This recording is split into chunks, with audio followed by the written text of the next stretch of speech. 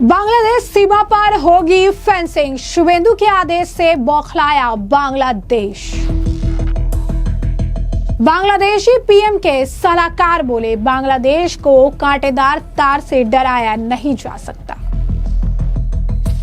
शुभेंदु के खिलाफ उतरे बांग्लादेश के कट्टरपंथी। तो पश्चिम बंगाल में बीजेपी की नई सरकार बनने के बाद मुख्यमंत्री शुभेंदु अधिकारी के एक फैसले ने पूरे बांग्लादेश में हलचल मचा दी है। आपको बता दें कि सोमवार को हुई नई सरकार की पहली कैबिनेट बैठक में भारत बांग्लादेश बॉर्डर पर बिना बाढ़ वाले इलाके में कांटेदार तार लगाने के लिए बीएसएफ को 45 दिनों के भीतर जमीन सौंपने का फैसला लिया गया है। इस फैसले के बाद बांग्लादेश में राजनीतिक और सुरक्षा स्तर पर प्रक्रिया तेज हो गई है।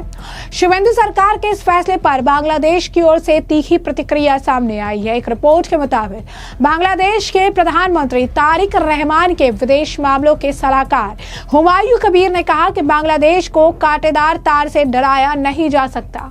उन्होंने कहा कि चुनावी बयानबाजी और शासन चलाना अलग बात है और ढाका अब ये देखना चाहता है कि बंगाल सरकार चुनावी भाषणों को प्रशासनिक फैसले में कितना बदलती है। हुमायूं कबीर ने यह भी कहा कि अगर भारत वास्तव में लोगों के बीच रिश्ते मजबूत करना चाहता है तो उसे सीमा विवादों और सुरक्षा मामलों को मानवीय दृष्टिकोण से देखना चाहिए। उन्होंने साफ कहा कि बांग्लादेश की प्राथमिक बातचीत भारत की केंद्र सरकार से होती है, न कि किसी राज्य सरकार से। सीमा पर कथित पुश बैंक और हिंसा के मुद्दे पर भी बांग्लादेश ने बयान दिया। कबीर ने चेतावनी दी कि अगर सीमा पर लोगों की मौतें और जबरन धकेलने की घटनाएं जारी रही तो बांग्लादेश चुप नहीं बैठेगा। गृह मंत्री सलाउद्दीन अहमद ने कहा कि पश्चिम बंगाल चुनाव के बाद बॉर्डर गार्ड बांग्लादेश बीजीबी को हाई अलर्ट पर रखा गया है और सीमा पर घुसपैठ रोकने के लिए बल पूरी तरीके से तैयार है। दिलचस्प बात यह है कि घुसपैठ बांग्लादेश की तरफ से होता है। भारत के अंदर घुसपैठ का मुद्दा बांग्लादेश में एक बड़ा मुद्दा है, लेकिन जहां से घुसपैठ होता है उनको ही डर लग रहा है कि उनके यहाँ घुसपैठ ही ना घुस जाए, यानी अपने लोगों को एक तरह से जो है वो घुसपैठिया करार देने से भी पीछे नहीं हट रही है। तो ये बांग्लादेश के लीडर्स का जो है बयान है। आप देखिए, जहां पर इनके ही लोग घुसपैठ करके यहाँ आए हुए हैं और इनके ही लोगों को जब वापस भेजा जाएगा तो उसी घुसपैठ को ये रोकने के लिए जो है यहाँ पर अपने बॉर्डर फोर्स को आप कह सकते हैं तैनात कर रही हैं। घुसपैठ रोकने की बात कर रहे हैं तो घुसपैठी आखिर है क्या? क्या अपने ही लोगों को घुसपैठिए भी बता रही है। दरअसल बीजेपी ने विधानसभा चुनाव के पहले ही अपने संकल्प पत्र में यह वादा किया था कि बंगाल बांग्लादेश सीमा को पूरी तरह सुरक्षित किया जाएगा। केंद्रीय गृह मंत्री अमित शाह ने चुनाव प्रचार के दौरान कहा था कि नई सरकार बनने के बाद पहली कैबिनेट बैठक में ही सीमा सुरक्षा से जुड़ा बड़ा फैसला लिया जाएगा। कैबिनेट की बैठक में उसी वादे को अमल में लाते हुए सीमा सुरक्षा बल को जमीन ट्रांसफर का निर्णय जो है लिया गया था। राजनीतिक जानकारों का मानना है कि बंगाल में सरकार बदलने के बाद भारत बांग्लादेश सीमा सुरक्षा और अवैध घुसपैठ का मुद्दा आने वाले दिनों में और ज्यादा गर्मा सकता है। बीजेपी जहां से राष्ट्रीय सुरक्षा से जोड़कर देख रही, बांग्लादेश से कूटनीतिक और मानवीय नजरिए से उठा रहा है। सिर्फ यही नहीं, मोदी और शुभेंदु को खुलेआम धमकियां दी जा रही है। सड़कों पर उतरकर उनके खिलाफ बांग्लादेश में नारे लगाए जा रहे हैं। इसका वीडियो भी सामने आया है जहां पर यह धमकी दी जा रही है। कहा जा रहा है कि अगर आप इसी तरीके से करेंगे तो हम नहीं बख्शेंगे, हम यहाँ पर हिंदुओं को रहने नहीं देंगे, हम भारत में घुस के टुकड़े टुकड़े कर देंगे। इस तरीके के अगर आप कहेंगे कि आपत्तिजनक नारे लगाए जा रहे हैं, प्रधानमंत्री नरेंद्र मोदी शुभेंदु अधिकारी को जो है खुलेआम धमकियां दी जा रही है। इस धमकी को भी अगर आप कहेंगे कि लाइटली नहीं लिया जा सकता है। किस तरीके से ये कह रही है कि वहां पर मुसलमानों को जय श्री राम बोलने के लिए जो है बाध्य किया जा रहा है, हम ऐसा नहीं होने देंगे, हम इस तरीके से नहीं छोड़ेंगे। इस तरीके के तमाम बयान जो है इस वक्त सोशल मीडिया पर वायरल हो रहे हैं, जो ये देते नजर आ रहे हैं। सिर्फ यही नहीं, आपको बता दें कि लगातार जो है बयानबाजी की जा रही है। कहा जा रहा है प्रधानमंत्री नरेंद्र मोदी को उनकी कुर्सी से उतार दिया जाएगा, इस्लामिक राज जो है वहां पर ला देंगे। लगातार जो है सड़कों पर उतरकर ये बयानबाजी कर रही हैं, सड़कों पर उतरकर नारेबाजी कर रही है। बांग्लादेश की सड़कों पर उतरकर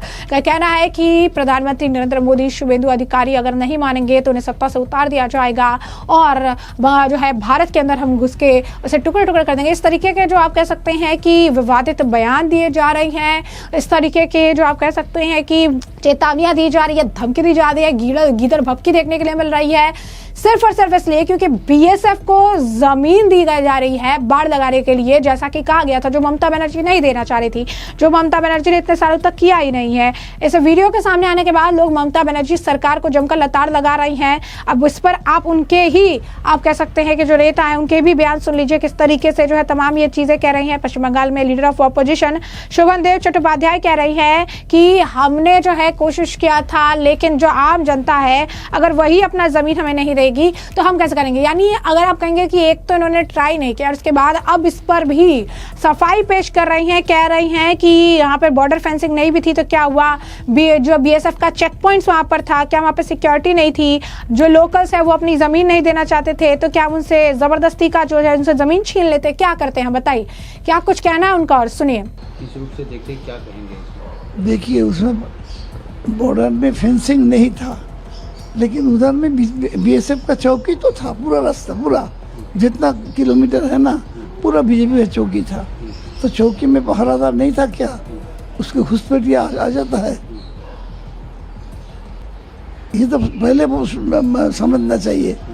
वो 50 किलोमीटर अंदर तक आगे उसको चौकी था और बॉर्डर में भी चौकी था। उधर में कोई लोकल प्रॉब्लम था, वो लोग जमीन नहीं देने चाहता है, तो हम लोग तो जबरदस्ती नहीं लेने सकता है। जब हम सिंगुर का जमीन लिया था वो भी कोर्ट से ऑर्डर निकालना पड़ा, तो हम लोग जोरदार से किसी को जमीन नहीं ले सकता है।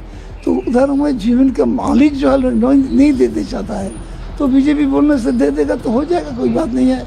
लेकिन इसमें ये बात ठीक नहीं है कि उधर में बीजेपी का चौकी नहीं था, पूरा किलोमीटर उसका चौकी था। लेकिन एक बात तो जरूर समझना चाहिए, बंगोपसागर में भी बॉर्डर है, वो कौन देखेगा। दादा ये सवाल है कि ये भी कहा गया कि टीवी को बंद नहीं किया जाएगा, बोला 1 महीने के लिए बोला था, देखा जाएगा स्कीम में क्या क्या कंडीशंस देता है। रहने से बहुत अच्छा हम लोग जो किया है, हमारे पास एक सबूत है जब ममता बनर्जी बंगाल के लिए क्या क्या किया, लेकिन उसको सर्टिफाई कौन किया, हम नहीं, दिल्ली किया है, सबूत हमारा साथ है। आज से मैं ये लेके घूमूंगा, जहाँ जहाँ प्रेस लोग हमको पूछेगा, हम अभी आपको सामने भी दे सकता है जब ममता बनर्जी पश्चिम बंगाल के हाल कैसा किया है। ये लोग तो बोलते सर्वनाश हो गया। हम दो एविडेंस आपको देने चाहता है, वो आप सुन लीजिए थोड़ा। तो जैसा कि आप देख सकते हैं, पहले तो काम नहीं किया और अब जो है इस पर बहाने जो है उनके द्वारा बनाए जा रहे हैं, कह रहे हैं कि लोकल्स जो है जमीन नहीं दे रहे थे, हम ये काम कैसे करेंगे। यानी उनके अंडर कुछ है ही नहीं, पहले वो गवर्नमेंट के सिर पर ठिकरा फोड़ते थे, अब कह रहे हैं कि लोकल लोग जो है वो हमें जमीन नहीं दे रहे थे इसलिए हम नहीं कर पाए। तो इस तरीके की बयानबाजियां की जा रही है। ऐसी नहीं, आपको बता दें कि इस मामले को लेकर लगातार डिफेंसिव मोड अगर आप कहेंगे तो ये इनके द्वारा अपनाया जा रहा है। सौगतर राय जो है तृणमूल कांग्रेस के नेता है, क्या कुछ कह रहे हैं इस पर सुनिए। Not given land. They've been. It has been said that BSF will be given land within 45 days for border fencing. Good thing if they can get it. Good thing that border fencing is done. The Chief Minister will take an oath in Assam. जैसा कि आपने उनका बयान सुन लिया, इसी के साथ साथ आपको बता दें सोशल मीडिया पर लोग ममता बनर्जी को ट्रोल कर रहे हैं, कह रहे हैं बांग्लादेश की बौखलाहट से ये बात साफ है कि ममता बनर्जी की सरकार में उन्हें कितना आराम था, वो क्यों चाहते थे कि पश्चिम बंगाल में ममता की सरकार रहे। ये साफ है कि तृणमूल कांग्रेस और ममता बनर्जी जो है वो पूरी तरीके से बांग्लादेशी घुसपैठियों को यहाँ पर लाने के लिए जिम्मेदार हैं। किस तरीके से जो है ममता बनर्जी ने ये सारा काम किया है, अब इनके बयानों से इनकी बौखलाहट से नजर आ रहा है। और यही कारण है कि कहीं ना कहीं ममता बनर्जी पूरी तरीके से जनता के सामने एक्सपोज हो गई है और बीजेपी ने जो मुद्दा उठाया उसके तहत काम भी कर रही है और बीएसएफ को जमीन 45 दिनों के अंदर सौंप दी जाएगी, जिससे बांग्लादेश में मानो हड़कंप मच गया है, हलचल तेज हो गई है। तो ऐसे में आपने तमाम बयान सुन लिए हैं और हमने आपको जो पूरा मामला विस्तार से बता दिया है कि पूरा मामला क्या है। इस पूरे मामले पर अब आपकी भी जो राय हो कमेंट सेक्शन में कमेंट करके जरूर से जरूर साझा करिएगा। धन्यवाद।